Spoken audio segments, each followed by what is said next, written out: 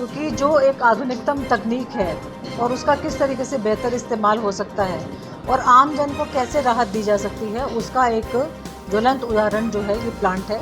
RCDF की MD Shrimati Sushma Arora ने किया सरस डेयरी प्लांट का अवलोकन। 350 करोड़ की लागत से बने ऑटोमेटिक डेयरी प्लांट में बनने वाले 56 उत्पादों की निर्माण प्रक्रिया को सराहा। आरसीडीएफ की एमडी श्रीमती सुषमा अरोड़ा ने गुरुवार को अजमेर डेयरी के नए ऑटोमेटिक प्लांट का अवलोकन किया और प्लांट में बनने वाले विभिन्न 56 तरह के डेयरी उत्पादों की निर्माण प्रक्रिया को देखा और सराहा। उन्होंने कहा कि अत्याधुनिक डेयरी प्लांट में मानव रहित प्रक्रिया से मशीनों के द्वारा उच्च गुणवत्ता के साथ आम उपभोक्ताओं के घरों में पहुंचने वाला डेयरी उत्पाद, जिसमें दूध, छाछ, दही, बटर, व्हाइट बटर, आइसक्रीम, घी सहित 56 तरह के उत्पाद निर्मित हो रहे हैं। इससे उपभोक्ताओं का विश्वास बढ़ा है और वह सरस डेयरी के उत्पाद खरीदने में रुचि दिखा रहे हैं। आरसीडीएफ की एमडी श्रीमती सुषमा अरोड़ा ने डेयरी निरीक्षण के बाद मीडिया से रूबरू होते हुए कहा कि सहकारिता एक आंदोलन है, इसमें बाजार की आवश्यकताओं के अनुरूप बदलाव की आवश्यकता है। ग्राहक की व्यक्तिगतता एवं आवश्यकता के आधार पर नए उत्पाद बाजार में उतारे जाएंगे। बाजार में उत्पादों के मध्य प्रतिस्पर्धा है। इस दौर में भी सहकारिता संस्थाओं द्वारा गुणवत्ता युक्त उत्पाद प्रदान किए जा रहे हैं। अजमेर डेयरी का गुणवत्ता पर पूरा फोकस रहता है। उपभोक्ताओं को मिलावट रहित सामग्री मिलनी चाहिए, यह उनका अधिकार है। उन्होंने कहा कि राजीविका के स्वयं सहायता समूह से जुड़ी महिलाओं को पशुपालन के साथ जोड़ने की दिशा में कार्य किया जाएगा। इसके साथ साथ पशुपालन तथा दुग्ध उत्पादों के प्रति जागरूकता पैदा करने में आंगनबाड़ी कार्मिकों का सहयोग भी लिया जाएगा। पशुपालकों से खरीदे जाने वाले दूध में समय समय पर वृद्धि की गई है। उन्होंने कहा कि दूध का संकलन बढ़ाने पर विशेष जोर दिया जा रहा है। इसके लिए नए मिल्क रूट बनाए जा रहे हैं। नए प्लांट से संपूर्ण दूध की प्रोसेसिंग संभव है। सरस के उत्पाद उच्च गुणवत्ता वाले होते हैं। भारतीय सेना के कड़े मानकों पर यह उत्पाद खरे उतरे हैं, इसलिए उन्हें दुग्ध उत्पाद सप्लाई किए जा रहे हैं। राज्य की कमजोर डेयरियों का सुदृढ़ीकरण करने का कार्य किया जाएगा। एनबीडीडी के माध्यम से आरंभ होने वाली 167 करोड़ की परियोजनाएं इस दिशा में मील का पत्थर साबित होंगी। इन परियोजनाओं की सैद्धांतिक स्वीकृति दे दी गई है। अजमेर डेयरी के अध्यक्ष रामचंद्र चौधरी ने कहा कि वर्तमान में प्रतिदिन 2.55 लाख लीटर दूध का संग्रह किया जा रहा है। इसमें 2.35 लाख लीटर दूध का नियमित विपणन होता है। शेष दूध से दुग्ध उत्पाद बनाए जा रहे हैं। अजमेर डेयरी के प्रबंध निदेशक मदन लाल ने कहा कि नवीन डेयरी प्लांट के अवलोकन के समय श्रीमती अरोड़ा का ग्राम स्तरीय दुग्ध उत्पादक सहकारी समिति के सदस्यों द्वारा स्वागत किया गया। सदस्यों के डेयरी एवं पशुपालक जागरूकता कार्यक्रम का आयोजन भी किया गया। अच्छी रही, क्योंकि जो एक आधुनिकतम तकनीक है और उसका किस तरीके से बेहतर इस्तेमाल हो सकता है और आम जन को कैसे राहत दी जा सकती है, उसका एक ज्वलंत उदाहरण जो है ये प्लांट है। और जो हमारा उपभोक्ता है, जो हमारी सबसे बड़ी जो कड़ी है इस पूरी चेन में, और हम उपभोक्ता को ये विश्वास कैसे दिलाएं कि जो उत्पाद वो कंज्यूम कर रहा है वो पूरी तरह से जो एडल्ट्रेशन फ्री हैं और बहुत हाई क्वालिटी के हैं।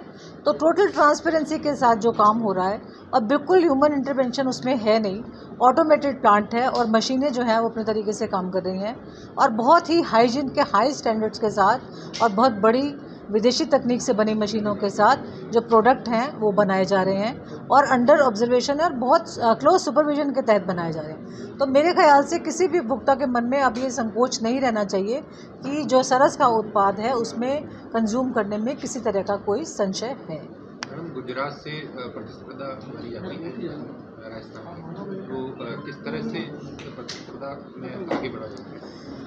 देखिए, गुजरात में सहकारिता आंदोलन और डेयरी क्षेत्र में जो काम हुआ है उनकी यात्रा जैसा बता रहे थे 75 साल पुरानी है और बहुत अच्छा काम हुआ है निश्चित रूप से।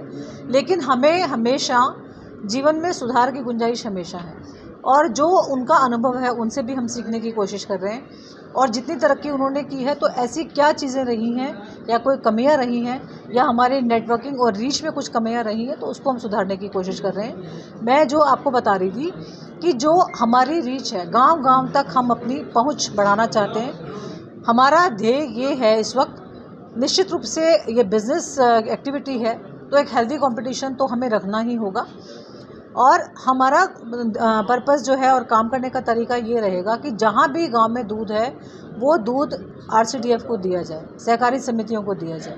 प्राइवेट डेयरी के साथ निश्चित रूप से हमारा कंपटीशन है, लेकिन हमारी पकड़ इतनी मजबूत होनी चाहिए कि जो किसान पशुपालक है उसके मन में ये बिल्कुल भरोसा हो कि मुझे भुगतान जो है समय पर मिल रहा है, किसी तरह की कोई परेशानी नहीं हो रही, और मुझे जो भी एक्स्ट्रा मिल्क है, दूध है, वो मुझे सहकारी समिति को ही देना है। तो हम अपनी रीच बढ़ा रहे हैं, महिलाओं को इससे ज़्यादा जोड़ रहे हैं और एक क्लोज नेटवर्किंग हम बिल्ड करने की कोशिश कर रहे हैं। पशुपालन को किस तरह से और ज़्यादा बढ़ाने के लिए क्या स्कीम है आपके पास? पशुपालन के पूरे सेक्टर के स्ट्रेंथनीकरण के लिए पशुपालन विभाग है।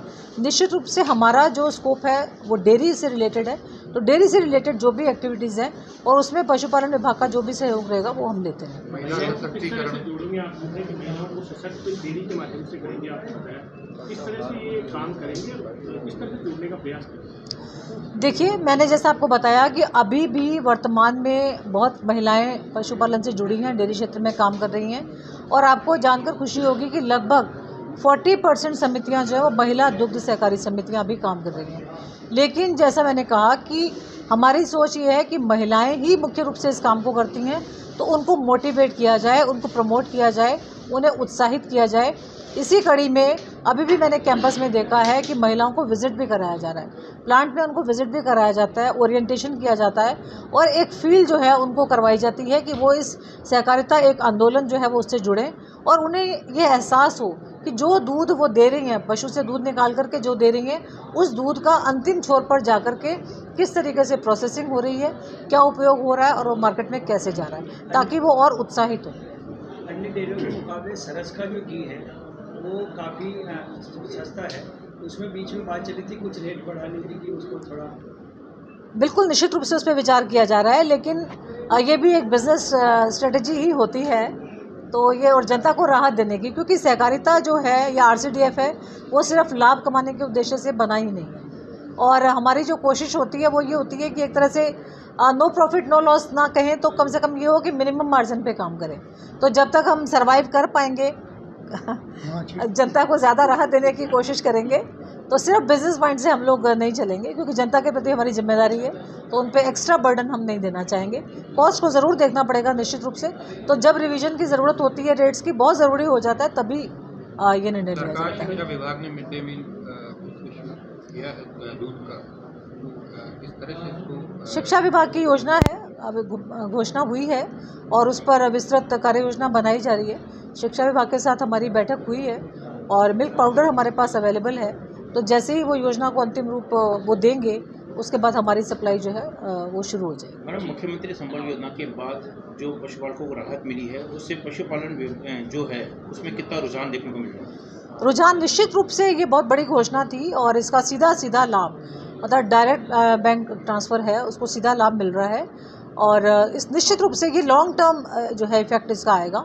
और अभी जैसा मैंने बताया कि मई और जून में तो हमेशा अपन सब समझते हैं कि गर्मी बहुत होती है, पशु सूख जाते हैं, दूध का संकलन कम होता है, लेकिन ये मौसम बदलते से ही इसका विशेष इफेक्ट जो है वो डायरेक्टली देखने को मिलेगा। आपने अजमेर डेयरी का प्लांट का निरीक्षण किया है, क्या कहेंगे, कैसा प्लांट है? ये अपने आप में एक उदाहरण है, मैं निश्चित रूप से इस बात की सराहना करूंगी। ये प्लांट अपने आप में एक उदाहरण है, और आज जब ये पूरा प्लांट मैंने देखा तो मैं विश कर रही थी, मैं प्रे कर रही थी कि काश राजस्थान में सभी ज़िलों पे ऐसे डेयरी प्लांट हो।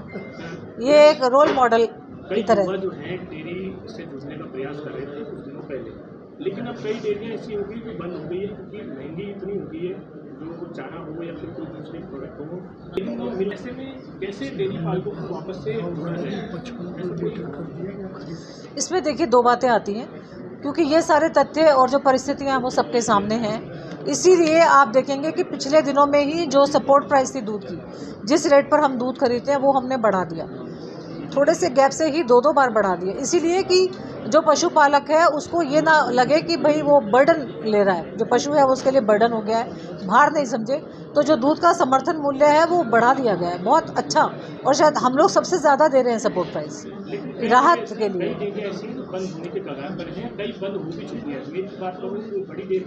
निश्चित रूप से मैंने ये बात कही कि हमने ये प्रपोजल्स मंगवा लिए हैं, और मैंने बताया कि पूरे राजस्थान के जो मिल्क यूनियंस के चेयरमैन हैं उनसे मेरी बात हुई, यहाँ बुला करके हमारी डिटेल में बात हुई है, उनसे सुझाव लिए गए, सारे यूनियन के एमडीज़ हैं उनसे विस्तृत बात हुई है, और सबको जो वीक हैं डेयरी यूनियंस उनको ये कहा गया है कि आप एक डिटेल कार्य योजना बनाएं, क्योंकि हम उनको सुदृढ़ करना चाहते हैं। हम ऑक्सीजन देना चाहते हैं, उनको बंद नहीं करना चाहते, और हम RCTF लेवल से भी वित्तीय मदद उनको दे भी रहे हैं और करने को भी तैयार हैं। तो जैसे जैसे हमारे पास रिपोर्ट्स फाइनल होती जाएंगी और जहां जिस भी तरीके की मदद की ज़रूरत होगी वो हम देंगे निश्चित रूप से।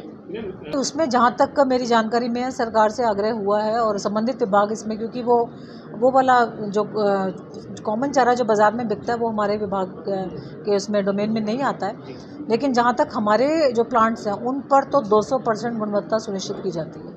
हाईटेक लैब्स में उनका पूरा टेस्टिंग होती है, रॉ मटेरियल की भी, और जो एंड प्रोडक्ट बनता है जाता है बाज़ार में बिकने पशु आहार उसकी भी, और बाकी पर भी सरकार इस पर गंभीरता से विचार कर रही है, इतना मुझे पता है। डेयरी सेक्टर में 488 पदों पे नियुक्तियां हुई हैं, बहुत लोगों ने ज्वाइन कर लिया है।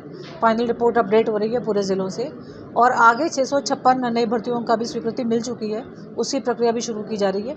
पिछली रिपोर्ट्स लेने के बाद कुछ पदों पर कुछ लोगों ने जैसे ज्वाइन नहीं किया, तो वो जो पोजीशन अपडेट करके जल्दी ही इस पर कार्रवाई शुरू